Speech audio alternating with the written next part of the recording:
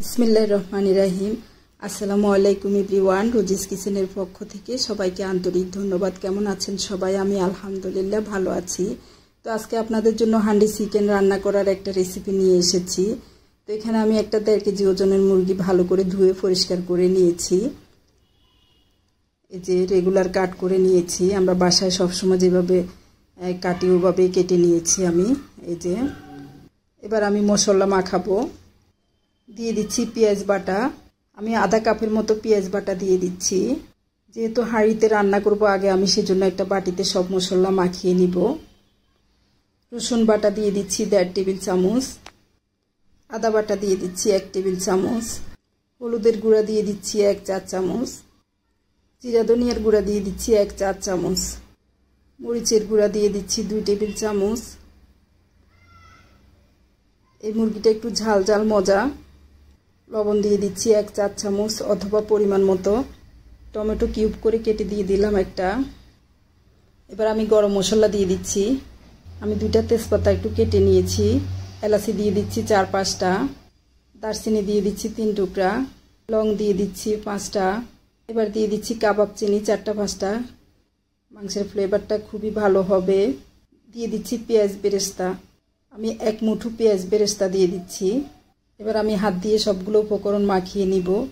আমি কিন্তু তেল দিই নাই, আগে আমি সব মশলা ভালো করে মেখে নিচ্ছি। তো এই যে মাখা হয়ে গিয়েছে। এবার সরিষার তেল দিয়ে দিচ্ছি। এই হান্ডি চিকেনটাতে সরিষার তেল দিয়ে রান্না করলেই মজা। সরিষার তেল দিয়ে দিচ্ছি 3-4 টেবিলের মতো। দিয়ে দিচ্ছি একটা আস্ত রসুন, আপনারা চাইলে 2-3টাও দিতে পারবেন। এবার আমি আবারও ভালো করে মেখে নিচ্ছি। তো এই যে মাখা হয়ে গিয়েছে। এবার আমি আধা কাপ পানি দিয়ে দিচ্ছি। আধা কাপ পানি দিয়ে আমি আবারও ভালো করে মেখে নিব। যেহেতু হাঁড়িতে রান্না করব পানি তো দেওয়া সম্ভব না, আগে থেকে আমি একটু করে পানি দিয়ে মেখে নিচ্ছি। এবার আমি আধা কাপ দিয়ে আবারও আমি হাত ধুয়ে পানি দিয়ে দিলাম। আমি একটা হাঁড়ি নিয়েছি আর একটা ঢাকনা নিয়েছি, দুইটাই মাটির। যে এই হাঁড়িতে আমি আজকে রান্না করব। তো একটু সরিষার তেল দিয়ে দিচ্ছি। একদম শুকনা হাঁড়িতে দেওয়া যাবে না মাংসগুলি। তো সরিষার তেল লাগিয়ে আমি চুলায় তেলগুলো একটু গরম করে নিব হাঁড়ির সহ। তো এই যে হাঁড়ির তেলটা গরম হয়ে গিয়েছে। এবার আমি চারিপাশে লাগিয়ে নিলাম। এবার আমি আগে থেকে মাখা মাংসগুলো হাঁড়িতে দিয়ে দিচ্ছি আস্তে আস্তে করে। যেহেতু মাটির হাঁড়ি একটু আস্তে আস্তে কাজটা করতে হবে। তো এই যে দেওয়া হয়ে গিয়েছে। এবার আমি বাটিটা ধুয়ে একটু পানি দিয়ে দিব। এই যে একটু পানি দিয়ে দিচ্ছি বাটিটা ধুয়ে। এবার একটা কাঠি দিয়ে আমি ভালো করে নেড়ে চেড়ে মিশিয়ে দিচ্ছি। রসুনটাও মাঝখান দিয়ে দিয়ে দিলাম। এবার আমি ফয়েল পেপার নিয়েছি, এখানে ফয়েল পেপার দিয়ে হাঁড়ির মুখটা ঢেকে দিচ্ছি।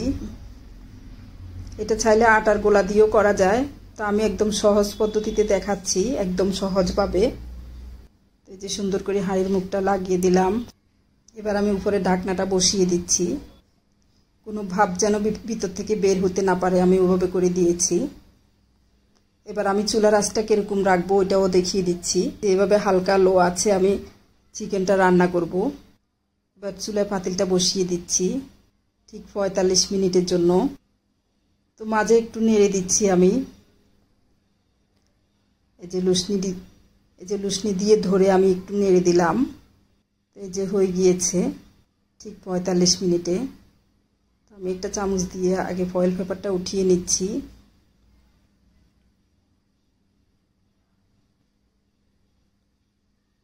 মাশাআল্লাহ খুব সুন্দর হয়েছে, খুব সুন্দর গ্রান বের হচ্ছে, খুব সুন্দর হয়েছে রান্নাটা, ঠিকঠাক মতো সিদ্ধ হয়েছে।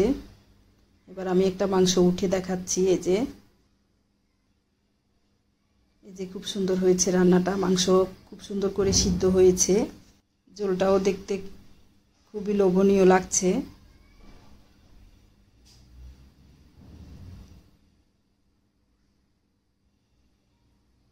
এই যে রসুনটাও একদম আস্ত রয়ে গিয়েছে।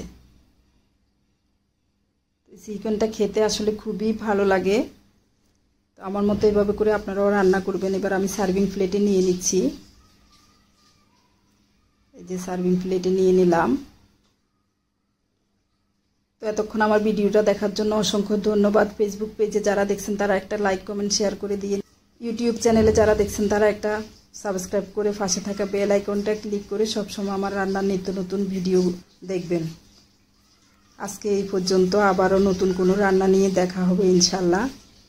আল্লাহ হাফেজ, আসসালামু আলাইকুম।